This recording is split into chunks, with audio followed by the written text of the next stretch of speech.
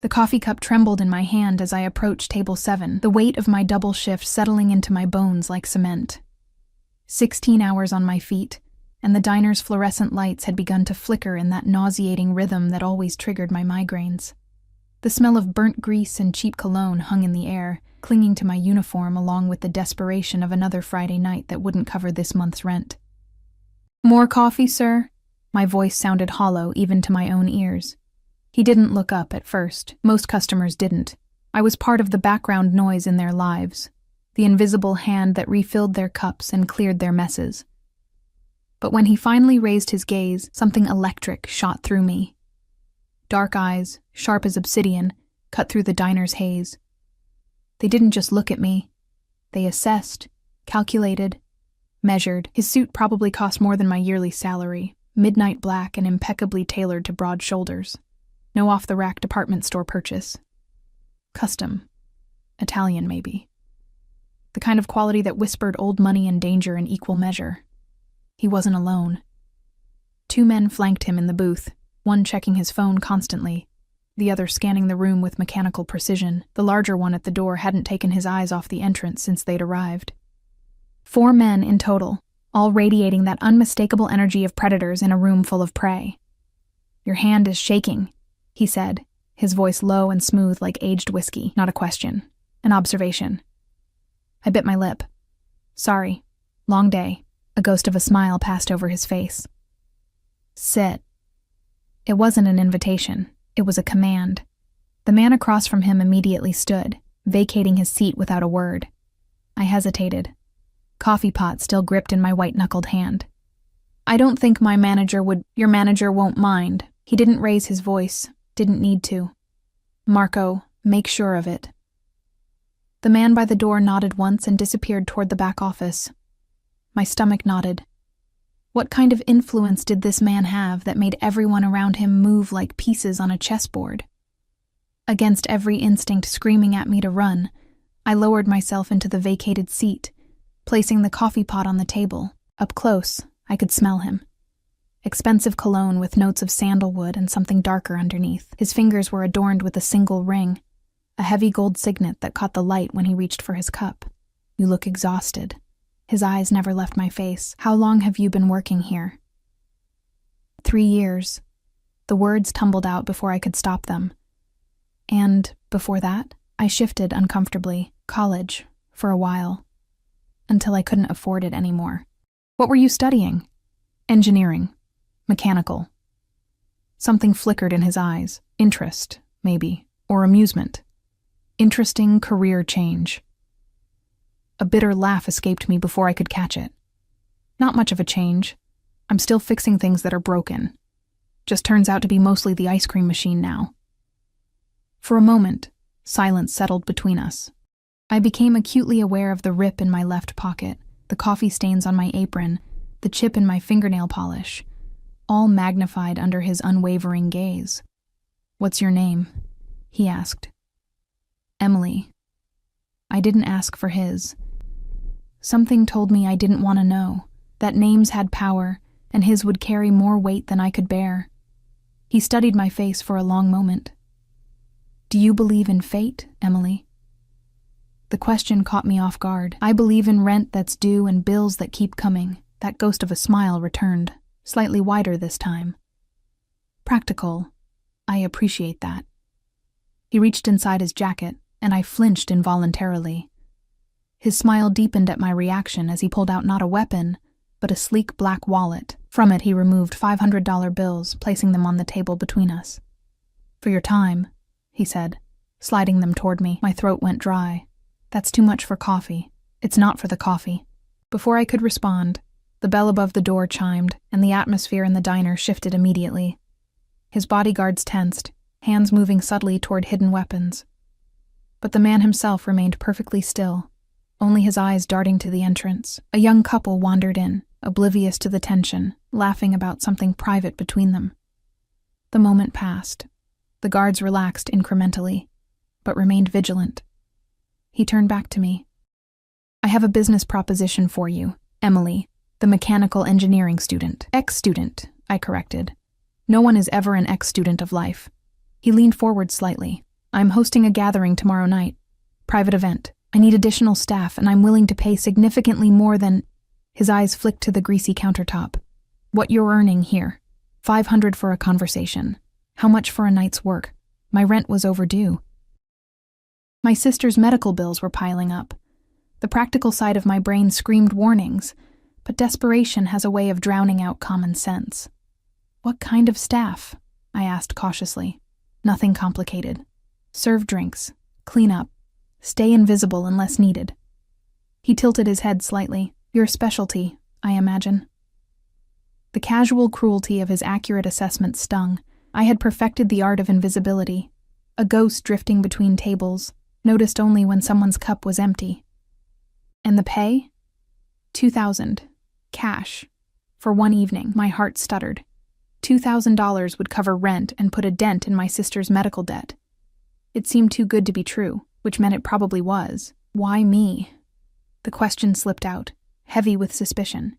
His smile widened, revealing perfect white teeth. Let's call it intuition. The man who'd gone to speak with my manager returned, giving a subtle nod to his boss. Whatever conversation had happened in the back office had clearly gone in their favor. Tomorrow night, 8 o'clock. He wrote an address on a napkin, his handwriting unexpectedly elegant. Ask for Alessio at the gate. So he did have a name, Alessio. It rolled off his tongue like silk, but felt dangerous to even think. I hesitated, my fingers hovering over both the money and the napkin. Every warning my mother had ever given me flashed through my mind. Don't talk to strangers. Nothing comes free. If something seems too good to be true. But my reality was crushing me. 50-hour weeks that barely kept the lights on. Collection calls I'd stopped answering. My sister's voice, strained with pain she tried to hide, telling me not to worry. My fingers closed around both. Smart choice. Alessio stood, adjusting his immaculate suit. The men around him rose in perfect unison, like a well-choreographed dance. Don't be late, Emily. As they filed toward the exit, one of the guards leaned down and whispered something in Alessio's ear. He paused, turning back to fix me with that penetrating stare once more. One question. For curiosity's sake, I waited, pulse pounding in my ears. That broken lock on your manager's office door. Did you fix that too? My blood ran cold. I'd repaired the lock last month when my manager complained about it sticking. How did he know? What else did he know about me? I did, I admitted, unsure why I was being honest with this dangerous man. Alessio's expression remained unreadable, but something shifted in his eyes. Calculation. Reassessment. Interesting. Then he was gone.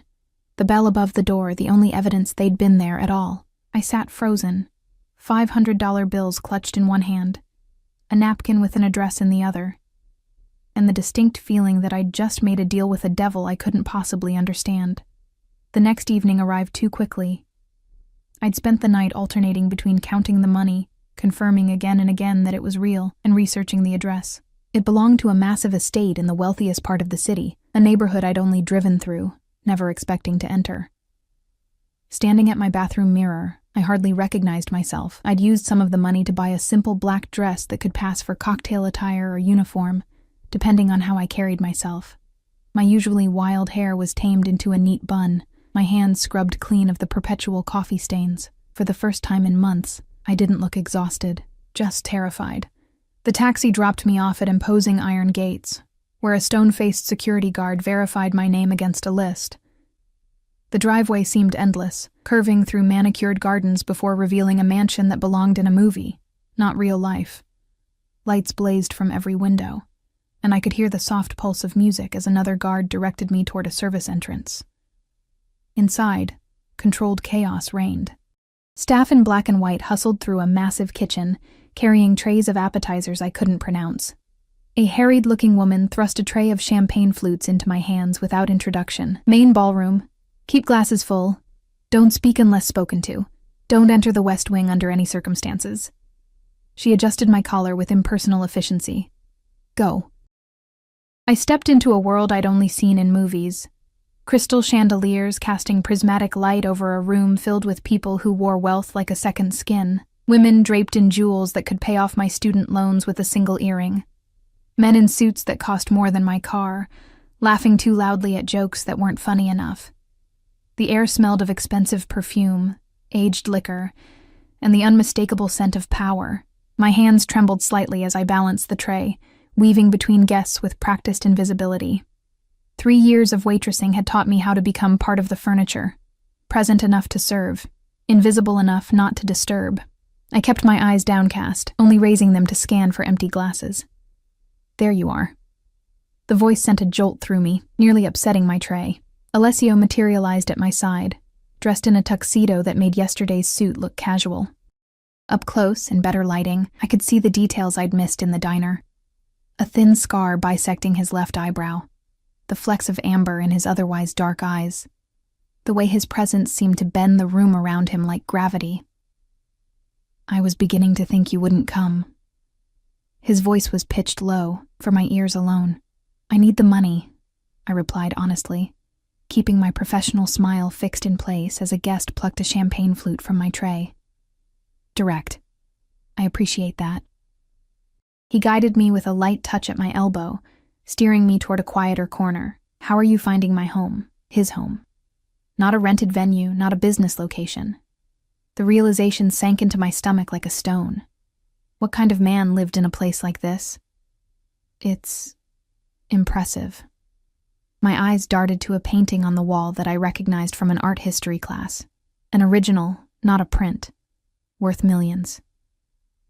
It suits my needs. He studied me with that same calculating look from the diner. Are you comfortable with your duties this evening? I nodded. Pour drinks, stay invisible. I'm good at both. Yes, I imagine you are. Something in his tone made me look up, catching an expression that vanished too quickly to interpret. But I have something else in mind for you now. My grip tightened on the tray. I don't. Nothing untoward, he interrupted, a hint of amusement coloring his voice.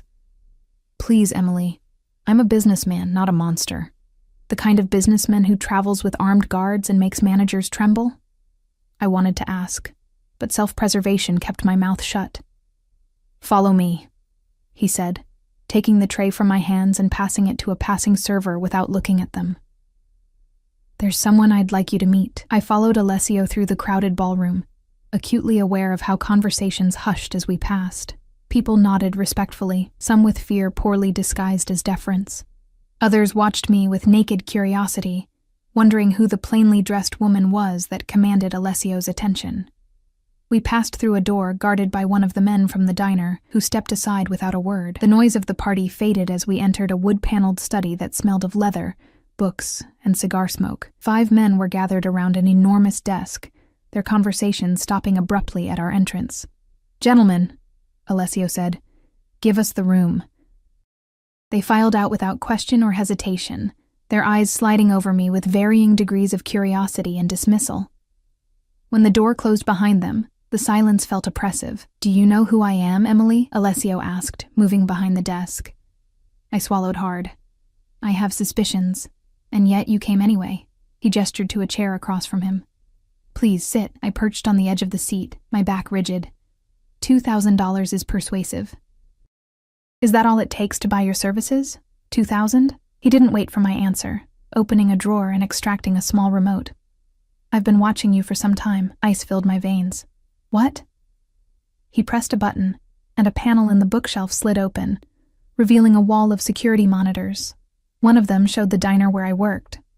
Specifically, a clear view of me at the counter, filling salt shakers after closing. Why? My voice came out as a whisper. 6 weeks ago, my head of security noticed something peculiar. A pattern of small establishments in your neighborhood experiencing break-ins. Nothing major stolen. Cash, mostly. Small valuables. But the interesting part? He leaned forward. No forced entry. No alarms triggered. Just locks that seemed to cooperate. My heart hammered against my ribs. I kept my expression carefully blank. Then 3 weeks ago, my property on Oakwood Street was accessed. My safe there, containing items of sentimental rather than monetary value, was opened. Nothing taken, but the violation was noted. His eyes never left my face. The security footage showed a figure in black. Small, female, skilled. I don't know what you're talking about, I said automatically, but the denial sounded weak even to my own ears. Don't you? He smiled, but it didn't reach his eyes. The same week, you paid your sister's medical bill, $3,000, in cash. Quite a sum for a waitress, wouldn't you say? My stomach dropped. You've been investigating me. I make it my business to know who enters my territory. He closed the panel with another press of the button. Your skills are unusual for someone in your position. I don't have any special skills, I insisted, even as my mind raced through escape routes, the door behind me, the window to my left, both likely guarded. Let's not insult each other's intelligence. Alessio stood, moving to a painting on the wall. With practiced ease, he swung it aside, revealing a wall safe. Locks, mechanisms, puzzles. They speak to you, don't they? You understand their language. I remained silent, watching as he spun the dial with quick, confident movements. The safe door swung open, and he extracted a small velvet bag. My father believed that true security came not from locks, but from people's ignorance. The best place to hide something is where no one thinks to look. He returned to the desk, emptying the bag's contents onto the polished wood surface. A key. Old, ornate, and made of what looked like solid gold. Do you know what this opens? He asked. I shook my head, though my fingers itched to hold it, to feel the weight and balance, to understand its purpose just by touch. Neither do I. His admission surprised me enough that I looked up, meeting his gaze. It was my father's. He died before telling me what it unlocks or where that lock might be. His final game, perhaps. Or his final test. What does this have to do with me? I've had experts examine it. Locksmiths, historians. No one can identify the mechanism it was designed for. He pushed the key toward me with one finger. I'm curious what you might see that they missed. Against my better judgment, I reached for the key. The moment my fingers closed around it, I knew it was special. Heavier than it looked, with an unusual distribution of weight. The teeth pattern was complex, with subtle variations in depth I could feel by running my thumb over them. It's old, I murmured, turning it over. But not antique. Custom-made recently. Within the last decade. Alessio's eyebrows raised slightly. How can you tell? Machine tooling marks. They're minimal, but they're there. I held it up to the light, examining the decorative portion. The ornamentation is designed to mislead, make it look older than it is. I continued my examination, falling into the familiar patterns of analysis that had once made me the star of my engineering program. The weight distribution is intentionally off-center. That means the lock it opens probably requires both insertion and pressure at a specific angle. My fingers traced the unusual grooves on the stem. And these, they're not just decorative, they're positioning guides. This key needs to be inserted, pressed upward at approximately 15 degrees, and then turned counterclockwise. When I looked up, Alessio was watching me with open fascination. You determined all that just by holding it? I set the key down carefully. It's just observation and basic mechanical principles. It's extraordinary, he corrected. My experts spent weeks analyzing that key and came to no useful conclusions. An uncomfortable silence stretched between us. I knew I'd revealed too much, confirmed his suspicions about my abilities. What do you want from me? I finally asked. Direct again. He smiled, and this time it seemed genuine. I have a proposition for you, Emily. One that could solve your financial problems permanently. I'm not a thief, I said quickly. Evidence suggests otherwise, he countered smoothly. But that's not what I'm proposing. I have many legitimate business interests that could benefit from someone with your particular insight into mechanical systems. Security consultation, quality control, problem solving. You want to hire me? I want to offer you an opportunity. He reached into his jacket and produced an envelope, sliding it across the desk. Inside you'll find an address and instructions. Tomorrow at noon. Come alone. I didn't touch the envelope, and if I refuse, his expression hardened almost imperceptibly. The authorities would be very interested in the string of burglaries in your neighborhood, particularly the one at Oakwood Street, which belongs to a very prominent citizen who could ensure maximum penalties. The threat hung between us, clear and unmistakable. However, he continued, his tone lightening, I prefer to incentivize rather than threaten. Inside that envelope is also $10,000. Consider it a signing bonus. $10,000, enough to pay off my sister's remaining medical bills and give us breathing room for months. The temptation was physical, an ache in my chest. What would I have to do? I asked, hating the weakness in my voice. Tomorrow you'll find out. He stood, signaling our conversation was over. For tonight, you're my guest, not staff. Enjoy the party. The money is yours regardless of your decision.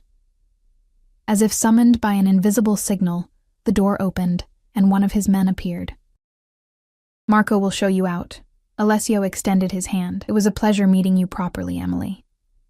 His handshake was firm, his skin warm against mine. For a brief moment, something passed between us. An electric current of recognition, perhaps. Two people who understood how systems worked, who could see the mechanisms behind the facades. Then he released me, and the moment passed. Marco led me not back to the party, but through a series of corridors that eventually opened onto a terrace overlooking illuminated gardens. The night air was cool against my skin after the warmth of the house. Mr. Castellano asks that you consider his offer carefully, Marco said, handing me the envelope Alessio had prepared. A car will take you home whenever you're ready. I stood alone on the terrace, the envelope heavy in my hands, filled with more money than I'd seen in months of waitressing. Whatever game Alessio Castellano was playing, I was now a piece on his board, and I had the sinking feeling he never lost. Block 3. Sleep eluded me that night. I lay awake in my small apartment, the envelope on my nightstand, casting a shadow that seemed to grow with each passing hour. The $10,000 inside was real.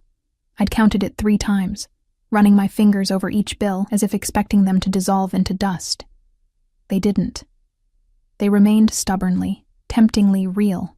The address in the envelope was for a location downtown, in the financial district. A high-rise I'd passed countless times but never entered. One of those gleaming glass towers that housed law firms, investment banks, and corporate offices with names that were just combinations of wealthy men's surnames.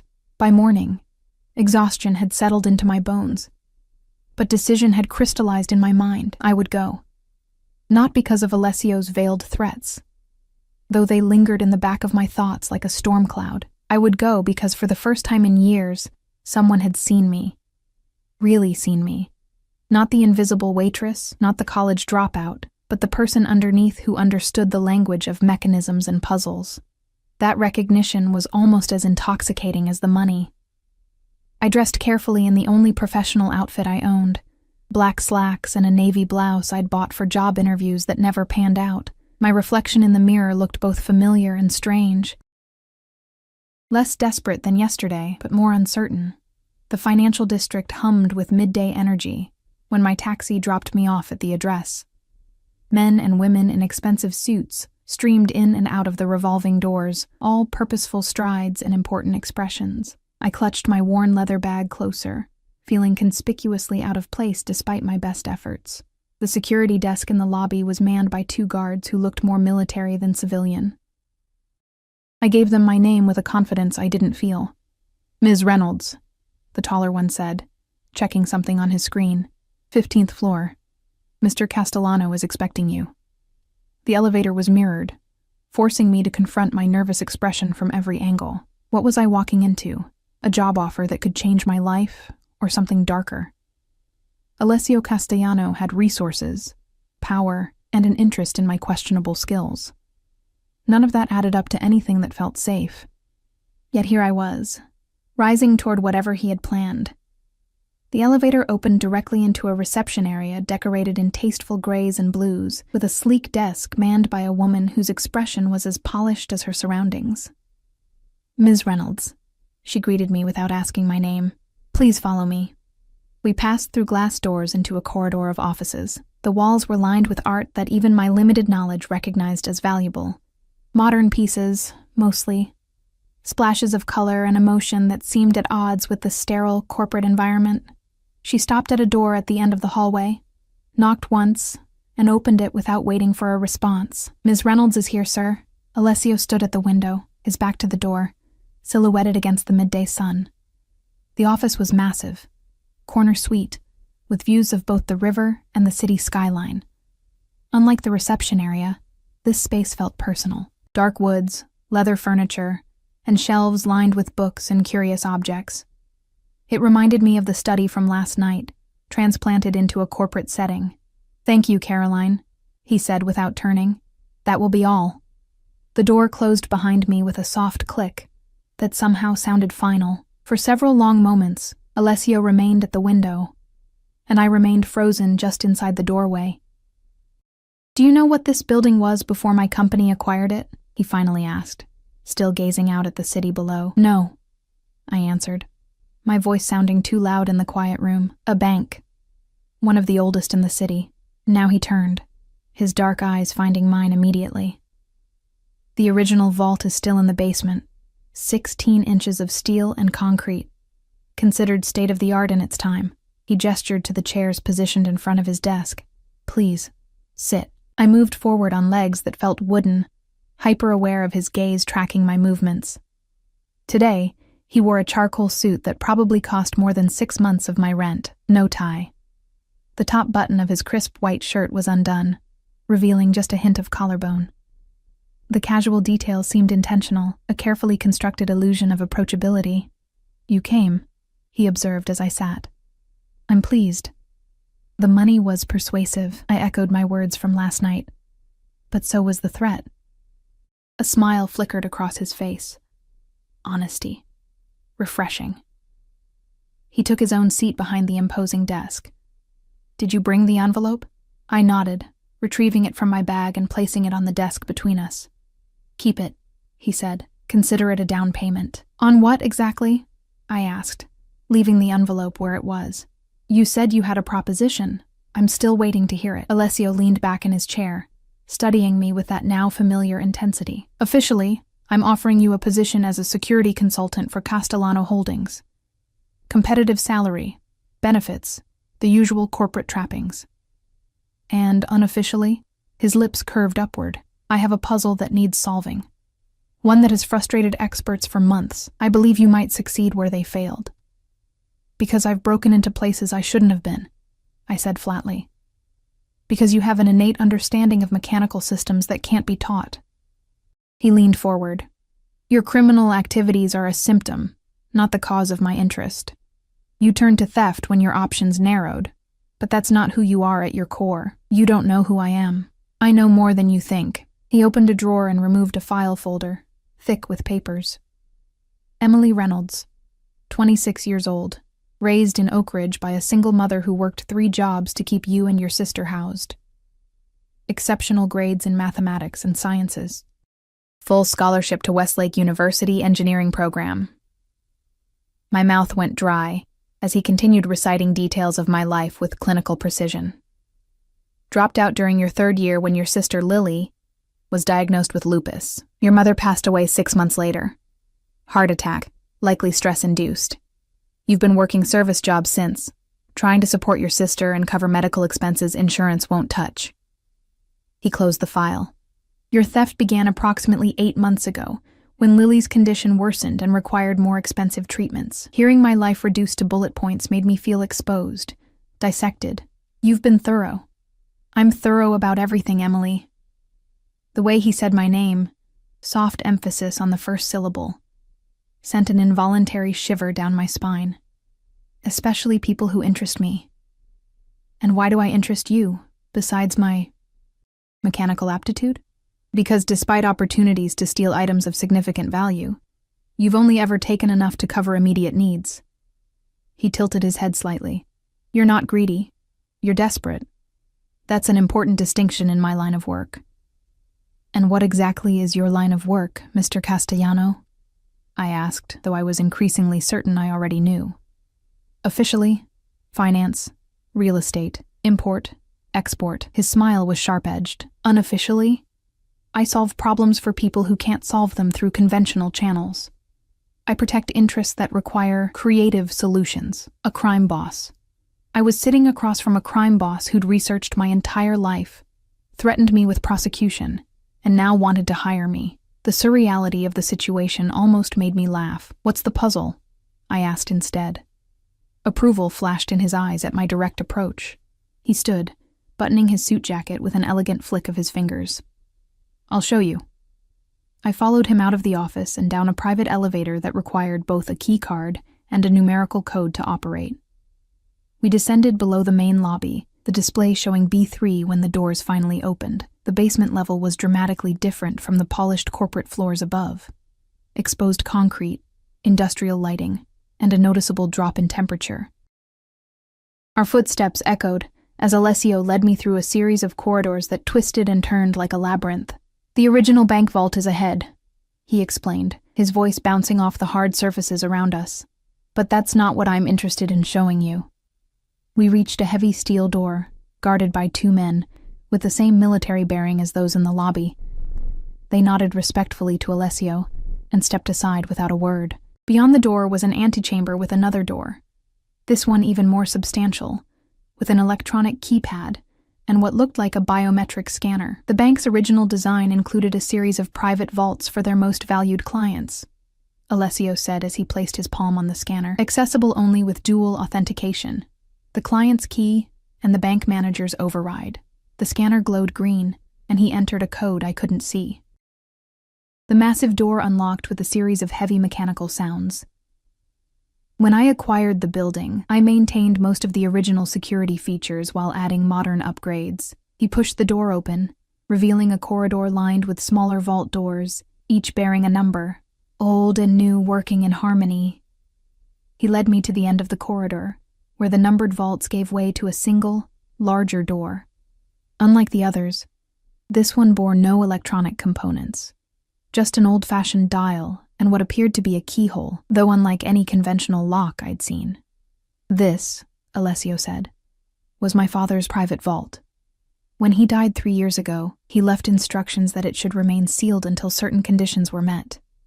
I moved closer, examining the mechanism with growing fascination. What conditions? That's the problem. No one knows. He left a series of clues, each more obscure than the last. Alessio's voice held an edge I hadn't heard before. Frustration, perhaps, or something more personal.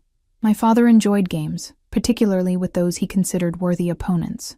And the key you showed me last night?" I asked, my fingers already tracing the unusual contours of the lock face, "is one piece of the puzzle." He watched me with undisguised interest as I explored the mechanism. "The vault allegedly contains my inheritance. Not money or property, but something my father considered far more valuable." I knelt to get a better view of the lock, my mind already breaking down its components, analyzing the possible internal structure. "This isn't a standard bank lock, it's custom, handmade." "Yes.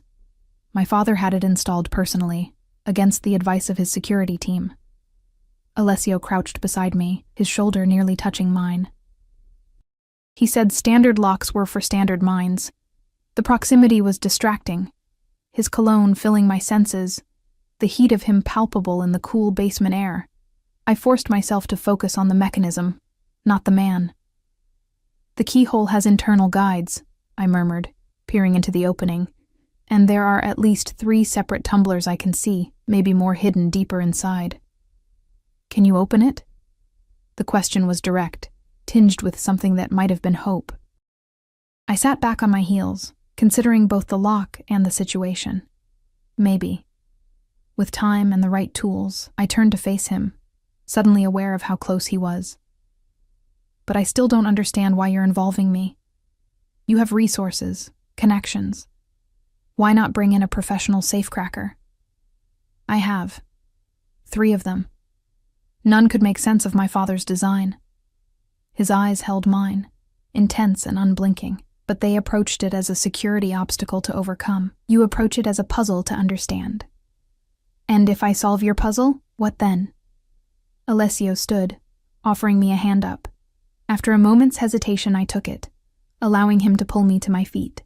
He didn't immediately release my hand. "Then you prove my instincts about you correct," he said, his voice lower than before, "and I make you an offer that solves your financial concerns permanently." "I already have $10,000 in my bag," I reminded him, gently extracting my hand from his. That solves quite a few immediate problems. 10,000 is nothing. He dismissed the sum with a casual wave. What I'm offering is security, for you and for Lily.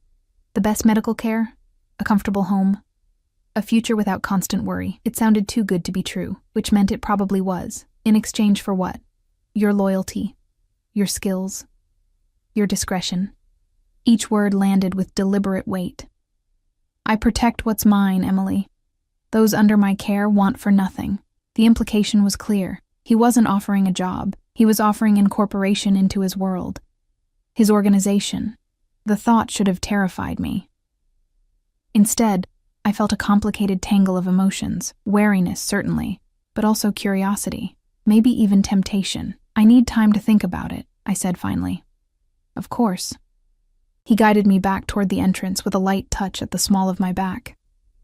Take all the time you need, but first, I'd like you to see something else. We retraced our steps through the vault corridor and back to the elevator. This time, Alessio pressed the button for the top floor.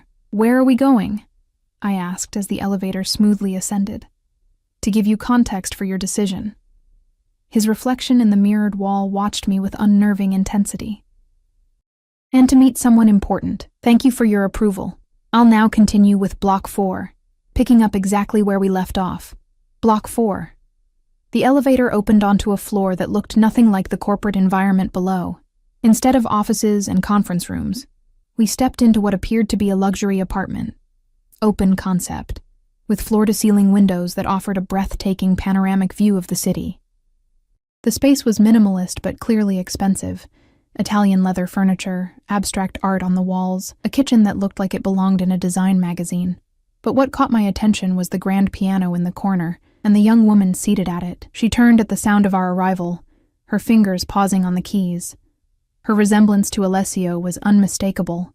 The same striking dark eyes, the same elegant bone structure, but where his features were sharp and commanding, hers were softened by youth and a gentle smile that transformed her face as she saw him. Papa, she said, rising from the bench. You're early. Papa. The word echoed in my mind, reshaping my understanding of the man beside me. Alessio Castellano wasn't just a crime boss or a businessman. He was a father. Sophia, he replied, his voice warming in a way I hadn't heard before. He crossed the room to embrace her, pressing a kiss to the top of her head. I wanted to introduce you to someone. She looked at me with open curiosity. Up close, I could see she was younger than I'd first thought. 17, maybe 18. There was an innocence about her that seemed at odds with everything I'd come to associate with the Castellano name. This is Emily Reynolds, Alessio said, a hand still resting protectively on his daughter's shoulder. She's consulting on a special project for me. The vault, Sophia said immediately, her eyes lighting with understanding. You think she can open it? Alessio smiled. Perhaps. Emily, this is my daughter, Sophia. I extended my hand, which she took with a surprisingly firm grip. It's nice to meet you. You too. She studied me with the same intensity her father had, but without the intimidating edge. Are you an engineer? Dad's had all kinds of specialists looking at grandfather's vault. I was studying engineering, I admitted. I never finished my degree. But she has a natural gift for mechanical systems, Alessio interjected. Sometimes formal education is less valuable than innate understanding. Sophia nodded thoughtfully. Like music. My teachers always said you can teach technique, but you can't teach feeling. Exactly like that, I agreed, surprised by the apt comparison. Sophia has been accepted to Juilliard, Alessio said, pride evident in his voice. She leaves for New York next month. That's impressive, I said, genuinely awed. Congratulations. A faint blush colored her cheeks. Thank you. I've wanted to go there since I was little. She turned to her father. Are you staying for lunch? Maria made that pasta you like. We'll join you shortly, Alessio replied. I need to show Emily something first. Sophia nodded, returning to the piano with a casual grace. As we moved toward a hallway on the other side of the apartment, the gentle notes of a Chopin nocturne followed us. Your daughter is talented, I said quietly. She's everything. The simple statement held more emotion than anything else I'd heard from him. Her mother died when she was 4. It's been just the two of us since then. The hallway opened onto what appeared to be a private office space, smaller and more intimate than the corporate office downstairs, but no less impressive. One wall was lined with photographs. Alessio guided me toward them. "Context," he said, gesturing to the images, "for the decision you're considering." The photos told a story. Alessio, through the years, from a young man standing beside an older gentleman who shared his features, to more recent images. Many featured Sophia at different ages, birthday parties, graduation ceremonies, piano recitals, a life documented in careful chronology. "Your father," I said, pointing to the older man in several of the earlier photographs. "Yes, Antonio Castellano." Alessio's expression tightened almost imperceptibly. "A complicated man." I moved along the wall, studying the images. One in particular caught my eye. Alessio standing between two men in what looked like a hospital corridor, all three smiling despite the somber setting. "My cousin's cancer treatment," Alessio explained, following my gaze. "Terminal diagnosis, initially. The best specialists in the country gave him 6 months. He tapped the frame. That was 5 years ago. He's now in complete remission." I turned to face him, understanding dawning. "Because you found him better doctors. Better treatment. Money opens doors that would otherwise remain closed," he said simply. "Especially in healthcare. Like the doors to experimental treatments for lupus," I said, the implication clear. "Precisely." His dark eyes held mine. "Your sister could have access to specialists, clinical trials, medications still in development, whatever she needs." The offer hung in the air between us, tempting and terrifying in equal measure. Lily had been deteriorating for months, her doctors increasingly running out of conventional options. "Why?" I asked, the question that had been burning in me since the diner. "Why me? Why this interest in my sister's health? What do you really want from me, Alessio?" Something flickered in his expression, surprise, perhaps, at my direct use of his name. He moved to a sleek desk by the window and opened a drawer, removing a small wooden box. "My father left a series of puzzles," he said, placing the box on the desk's surface. "The vault is merely the final one. Inside is supposedly my true inheritance. Not his money or his business empire, but something he valued more. And you think I can help you solve these puzzles?" "I know you can." He opened the box, revealing a collection of small objects. The golden key I'd examined the night before, several folded papers, what looked like a small mechanical device. "Because you think the way he did, you see systems, patterns, mechanisms. You understand the language of locks and puzzles." I approached the desk cautiously, drawn by curiosity despite my reservations. "What makes you so sure?" "Because I've watched you work." He selected one of the folded papers, opening it to reveal a series of complex diagrams. "The night you broke into my property on Oakwood Street, you spent 43 minutes examining the safe before attempting to open it, not trying combinations or using tools, just looking, understanding." I swallowed hard, uncomfortable with the reminder of my criminal activities. "That doesn't make me special. Any decent safecracker would do the same." "But you weren't trained as a safecracker." Alessio spread the diagrams across the desk. "You're self-taught, working from intuition and an innate understanding of mechanical systems, just as my father was." I leaned over the diagrams, my eyes automatically tracing the intricate designs.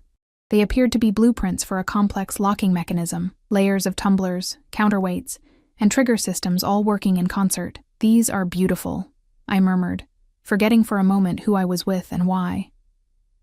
"My father designed security systems as a hobby," Alessio said, standing close beside me. "Before he built his empire, he was an engineer by training. It remained his passion throughout his life." I looked up, startled by this revelation. "Your father was an engineer?" "With a particular interest in mechanical security systems." A ghost of a smile touched his lips. "Now you understand my interest in you." The pieces clicked into place. Alessio hadn't sought me out because of my criminal activities. He'd recognized something in me that reminded him of his father, a shared way of seeing the world through its underlying systems and mechanisms. "The vault," I said slowly. "It's not just about what's inside. It's about proving you can solve his final puzzle." Something vulnerable flashed across his face. So briefly, I might have imagined it. My father and I had a complicated relationship. He built an empire through force of will and ruthless determination. He expected the same from his son, but you wanted something different, I guessed. I wanted his respect. The admission seemed to cost him something. Even as I built upon what he created, expanded our legitimate businesses, modernized our operations, he always saw weakness in my methods. I returned my attention to the diagrams, giving him a moment of privacy as he composed himself. These look like preliminary designs, I said after a pause. Not the final vault mechanism. Correct. They're from his early work before he refined the system. Alessio carefully refolded the papers. The actual vault design exists nowhere on paper. He destroyed all documentation, ensuring that only someone who truly understood his mind could unlock it. And you think that person is me, not you. The realization was both flattering and uncomfortable. His own son. My father and I think very differently. His tone was carefully neutral, but I sensed old wounds beneath the words. Where he saw elegant mechanical solutions, I see efficient digital ones. Where he valued tradition, I embrace innovation. And yet you've preserved his vault exactly as he left it, I observed. You could have had it cut open, destroyed, but you didn't. Alessio's gaze moved to the photographs on the wall, lingering on one of the oldest, himself as a young boy, looking up at his father with unmistakable adoration. Some puzzles need to be solved, not broken, he said quietly. The moment felt unexpectedly intimate. A glimpse behind the powerful facade to the man underneath, still seeking his father's approval years after death. I looked away, uncomfortable with both his vulnerability and my growing sympathy for him. My eyes fell on a more recent photograph, Sophia at a piano recital, Alessio watching her from the audience, his expression one of pure pride. The contrast between that image and the calculating crime boss who'd threatened me with prosecution struck me forcefully. Your daughter, I said. Does she know about your unofficial business interests? His expression hardened. Sophia knows I'm a businessman with diverse investments. She has no knowledge of certain aspects of those investments, nor will she ever. His tone made it clear the subject was closed. She will attend Juilliard, pursue her music, and build a life untouched by the complications of my world. The piano music from the main room had stopped, and as if on cue, Sophia appeared in the doorway. Lunch is ready, she announced, her gaze moving curiously between her father and me, perhaps sensing the tension. Maria said to tell you it'll get cold if you don't come now. Alessio's expression softened immediately. We'll be right there, Tesoro. When she disappeared back down the hallway, Alessio turned to me. Join us for lunch. Afterward, if you're willing, I'd like you to examine the vault more thoroughly. It wasn't really a request, despite its phrasing, but I found I didn't mind. My curiosity about both the vault and the man before me had grown with each revelation. All right, I agreed. But I still need time to consider your offer. Of course. He gestured toward the door. Shall we? Lunch was surreal, sitting at an elegant table with Alessio and Sofia Castellano, being served handmade pasta by a private chef. The conversation remained carefully normal, revolving around Sofia's music, her preparations for Juilliard, her excitement about New York. Watching them together, I saw a different side of Alessio, attentive, proud, protective. When Sophia spoke, he listened with complete focus, as if her thoughts on Debussy's preludes were the most important intelligence he'd received all day. After the meal, Sophia excused herself to practice, leaving Alessio and me alone once more. She's remarkable, I said honestly.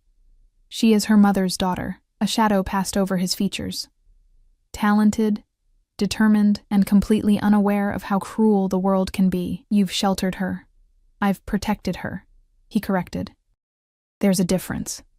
As we rode the elevator back down to the vault level, I found myself thinking about protection. What it meant, what it cost, who deserved it. I'd spent years trying to protect Lily, making increasingly desperate choices as conventional options failed us. Alessio Castellano offered a different kind of protection, comprehensive, powerful, but at a price I wasn't sure I was willing to pay. The vault seemed different this time, less intimidating, more intriguing. I approached it with growing confidence, already seeing it as a puzzle rather than a barrier. May I?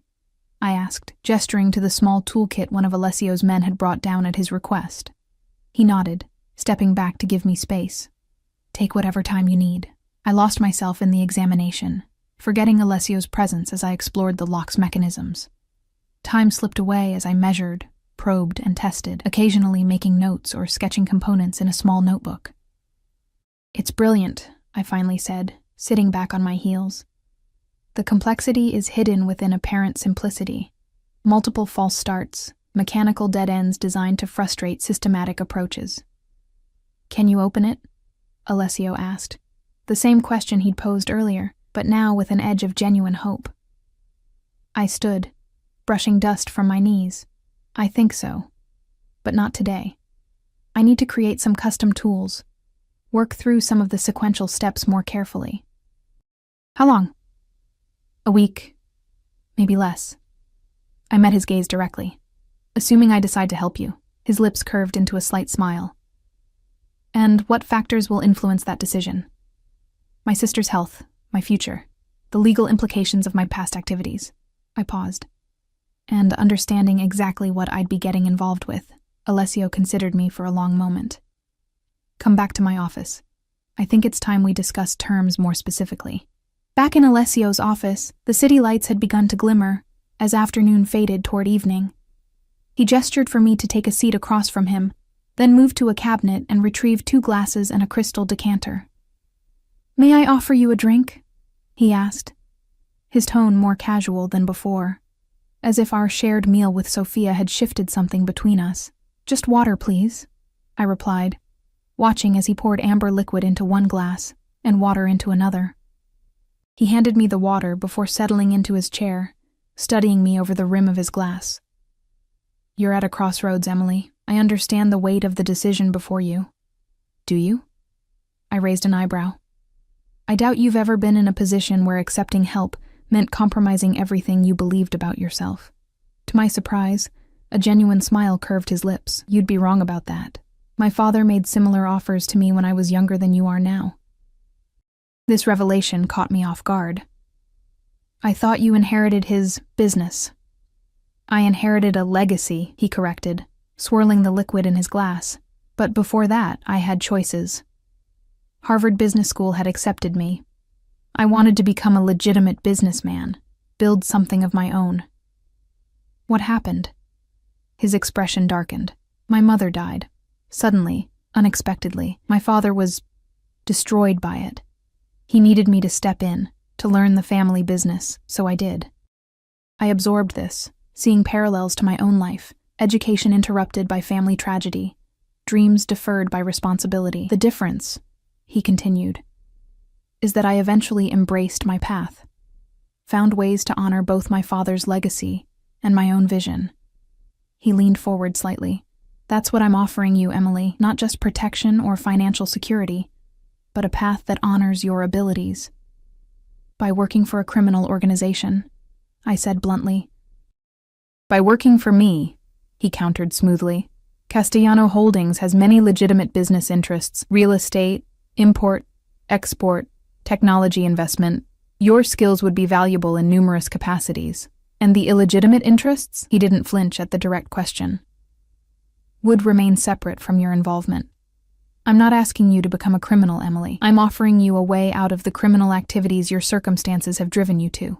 The irony wasn't lost on me, so I stopped breaking into places for small amounts of cash and start working for the man whose organization controls most of the city's underground economy. That's your definition of going straight? My definition of going straight is using your exceptional talents for something more meaningful than survival. His tone remained even, but his eyes had intensified. And ensuring your sister receives the medical care she desperately needs. Lily. Everything always came back to Lily. Her face floated in my mind, growing thinner each month, dark circles deepening beneath her eyes as the disease progressed. What exactly would my role be? I asked, the question itself an admission that I was considering his offer. Alessio's expression shifted subtly. Not quite triumph, but satisfaction. Initially, opening my father's vault. After that, security consultation for our various properties and businesses, assessment of mechanical and electronic systems, identification of vulnerabilities, recommendations for improvements. And if I refuse? Then you walk away with the $10,000 already in your possession, and we never speak again. His tone was matter of fact. The police will not learn of your activities from me. I respect your choice either way. I studied him, trying to determine if he was being truthful. Just like that? No threats? No consequences? I prefer willing partners to coerced ones, he said simply. Fear produces compliance, but never loyalty or excellence. The afternoon light caught the amber in his glass, the same rich color as the flecks in his dark eyes.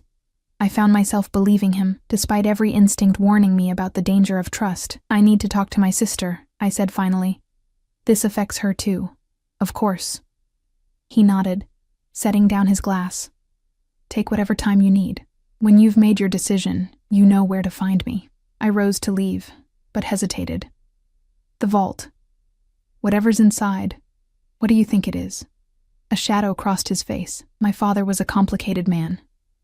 It could be anything from company secrets to a final test of worthiness. He paused. Or perhaps just an empty space. His last joke at my expense. The vulnerability in that admission stayed with me as I left the building, hailing a taxi to take me to Lily's small apartment across town. My sister opened the door looking worse than when I'd seen her 3 days ago. Paler, thinner, her movements careful as if every joint ached, but her smile when she saw me was genuine, lighting her face with a ghost of her former vitality. Em. She embraced me gently. This is a nice surprise. I wasn't expecting you until the weekend. Her apartment was small but meticulously organized, a necessity when chronic illness made energy a precious commodity. I followed her to the living room, where she eased herself onto the couch. I need to talk to you about something, I began, perching beside her. Something important. Her expression grew serious. That sounds ominous. What's going on? I hesitated, unsure how to explain my situation without revealing the illegal activities that had led to it. Lily knew I struggled financially, but believed my income came solely from waitressing and odd jobs. I've been offered a job, I said finally. A real one, using my engineering background. Security consultation for a large company. Her face brightened. Em, that's wonderful. Why do you look so worried? This is what you've wanted, to use your education again. It's complicated. I twisted my fingers together. The owner of the company, he's not exactly conventional. His business interests are diverse, and some of them might operate in gray areas. Understanding dawned in her eyes. You mean he's connected? Like, organized crime connected? I winced at her directness. Possibly. Yes. Lily was quiet for a moment, processing. And he's offering you what, exactly? A legitimate job. Good salary, benefits, I met her eyes. And access to experimental treatments for lupus. The kind insurance won't cover, the kind that might actually make a difference. Her breath caught. For me? Yes. She leaned back against the cushions, her expression unreadable. So this man is offering you a job and promising cutting-edge medical treatment for your chronically ill sister. And in return, you do what? Help him with his security? It's more specific than that, I explained. He has this vault that belonged to his father. No one's been able to open it. He thinks I can. A small, incredulous laugh escaped her. Of course, my sister the safecracker. At my startled expression, she shook her head. Em, I'm not stupid. Those odd jobs that mysteriously pay so well? The nights you come home with cash you can't explain? I've known something was going on. Shame burned in my chest. Lily, Don't. She reached for my hand. Don't apologize for doing whatever you had to do to keep us afloat. I never asked because I didn't want to put you in the position of having to lie to me. Her fingers tightened around mine. But this is different. This is a life choice, not a desperate measure. I swallowed hard.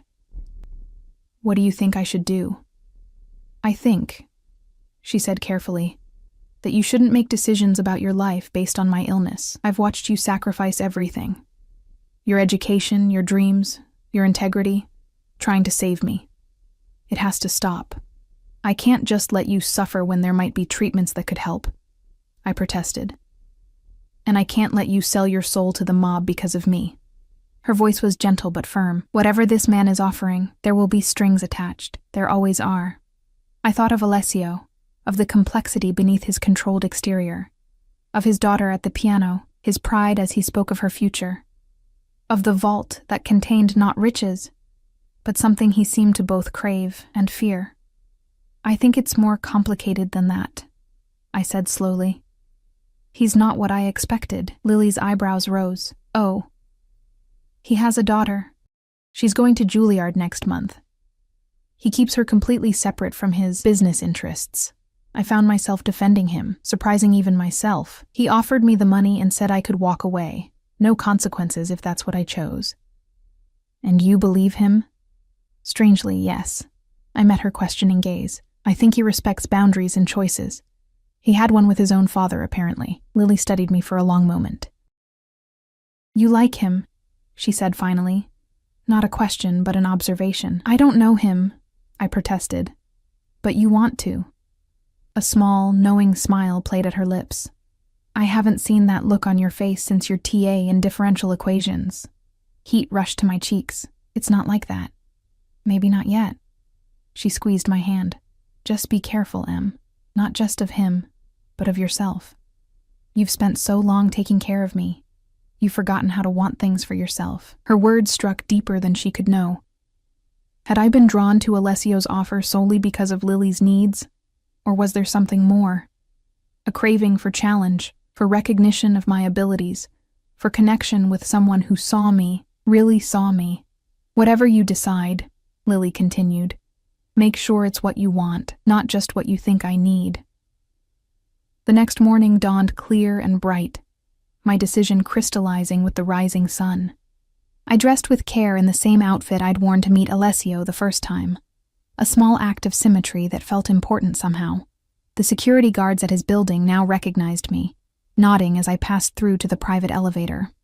My heart raced as I ascended to the top floor, where I knew Alessio would be, not in his corporate office, but in the private space near his daughter's apartment. He was waiting by the windows when I arrived, as if he'd known exactly when I would come.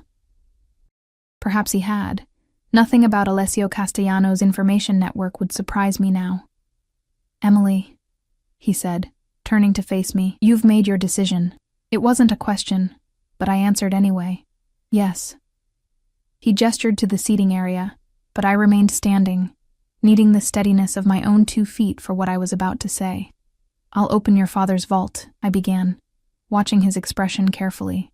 "And after that, I'll consider your job offer on a project-by-project basis. But I have conditions." His eyebrows rose slightly, but he nodded for me to continue. "First, my work remains strictly legal. Security consultation, mechanical problem-solving, nothing that crosses ethical lines." I took a deep breath. "Second, Lily receives the medical treatment she needs, regardless of whether I stay with your organization long-term." "And third?" he prompted, seeming to sense I wasn't finished. "Third, we maintain professional boundaries." I met his gaze directly. "Whatever this is between us, this recognition, this connection, we address it openly after the vault is opened, not before. I need clarity to work, and feelings complicate everything."